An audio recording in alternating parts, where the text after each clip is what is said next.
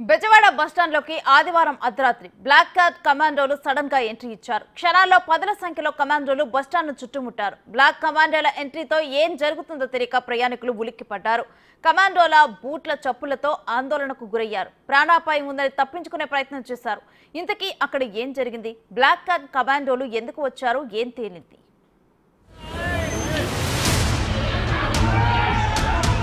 విజయవాడలోని పండిట్ నెహ్రూ బస్టాండ్లో రాత్రి 2 గంటలకు లైట్లన్నీ ఒక్కసారిగా ఆగిపోయాయి. చిమ్మ చీకట్లు. ఓ సిటీ బస్ వేగంగా వచ్చి ఆగింది. ఒక్కసారిగా అక్కడికి బ్లాక్ కమాండో దళాలు తుపాకులు పట్టుకుని వచ్చాయి. వారిలో కొందరు బస్సును చుట్టుముట్టారు. మరికొందరు మెరుపు వేగంతో బస్సులోకి దూసుకెళ్లి ఓ ఆగంతకుని పట్టుకొచ్చారు. నేలపై తోసి వీపుపై తుపాకులు పెట్టి కాల్చబోయారు. ఇది చూసిన ప్రయాణికులు ఏం జరుగుతుందో తెలియక గూమిగూడారు. బస్సును హైజాక్ చేసి తీసుకెళ్తున్న ఓ ఉగ్రవాదిని పోలీసులు పట్టుకున్నారని తెలిసి ప్రయాణికులు అప్రమత్తమయ్యారు. ఈ ఘటనతో ప్రయాణికులు ఒకంత భయాందోళనకు గురయ్యారు. వెంటనే మైక్లో అనౌన్స్మెంట్, ప్రయాణికులెవరూ భయపడొద్దు, ధైర్యంగా ఉండాలి. ఇదంతా బస్టాండ్లో భద్రత కోసం ఆక్టోపస్ దళాలు చేసిన మాక్ డ్రిల్ అని ప్రకటించారు. దీంతో ప్రయాణికులంతా ఊపిరి పీల్చుకున్నారు. ఆసియాలోనే అతిపెద్ద వాటిలో ఒకటైన బెజవాడ బస్టాండ్లో భద్రతను పెంచడం, నిరంతరం కాపలా సిబ్బందిని అప్రమత్తంగా ఉంచేందుకే ఇలా చేశారని తెలిసి హమ్మయ్య అనుకున్నారు.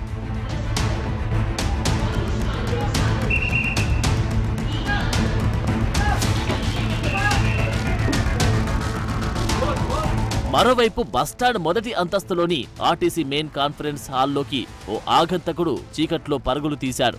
రాత్రివేళ కార్యాలయం లోపలికి దూరి బాంబులు పెట్టారంటూ పోలీసులకు సమాచారం వచ్చింది. క్షణాల్లో వందలాది మంది ఆక్టోపస్ దళాలు మెరుపు వేగంతో దూసుకెళ్లారు. నిమిషాల్లోనే నకిలీ బాంబులను గుర్తించి నిర్వీర్యం చేశారు. బస్టాండ్లోని విభాగాధిపతుల కార్యాలయాల్లో పెను ప్రమాదం జరగకుండా కాపాడారు. బాంబుల విషయం తెలుసుకున్న చుట్టూ ఉన్న డార్మెటరీ నిర్వాహకులు, స్టాళ్ల యజమానులు ఆందోళన చెందారు. ఏం జరుగుతుందో తెలుసుకునే ప్రయత్నం చేస్తూ గాభరా పడ్డారు. ప్రాణ రక్షణార్థం పరుగులు పెట్టగా ఇది కూడా భద్రతలో భాగంగా ఆక్టోపస్ దళాలు చేసిన మాక్ డ్రిల్ అని తెలుసుకుని అక్కడి వారు ఊపిరి పీల్చుకున్నారు.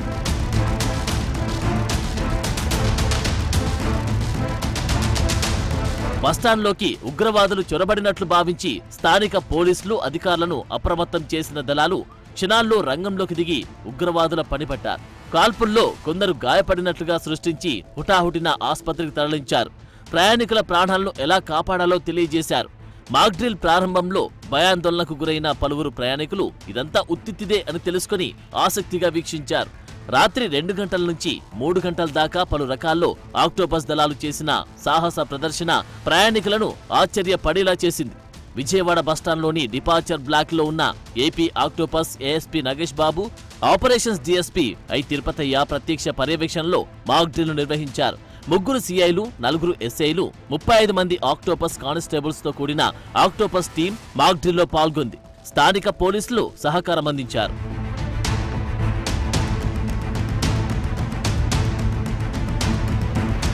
ఏదైనా ఒక సంఘటనలో ఉగ్రవాదులు హాస్టేజెస్ ను కిడ్నాప్ చేస్తే ప్రయాణికులను ఎలా కాపాడాలనే అంశంపై మాక్ డ్రిల్ అందరినీ ఆకట్టుకునేలా చేసింది.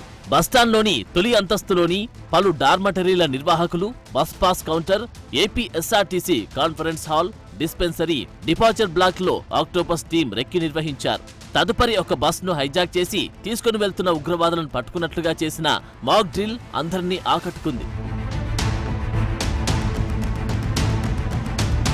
బస్టాండ్లో భద్రత పటిష్టతపై ఆక్టోపస్ దళాలు స్థానిక పోలీసులకు, ఆర్టీసీ అధికారులకు సూచనలు చేశారు. దేశంలో అక్కడక్కడ ఉగ్రదాడులు జరుగుతున్నందున ప్రజల రక్షణ కోసం భద్రతా పరంగా నిరంతరం ఎలా అప్రమత్తంగా ఉండాలో తెలిపారు. బస్టాండ్లో భద్రత పెంపు సహా నిరంతరం పోలీసులు, సిబ్బంది అప్రమత్తంగా ఉంచేందుకే మాక్ డ్రిల్ చేసినట్లు ఆక్టోపస్, ఆర్టీసీ ఉన్నతాధికారులు తెలిపారు. ప్రయాణికులకు భద్రత పెంచి అవాంఛనీయ ఘటనలు జరగకుండా అన్ని రకాల చర్యలు తీసుకుంటామని తెలిపారు.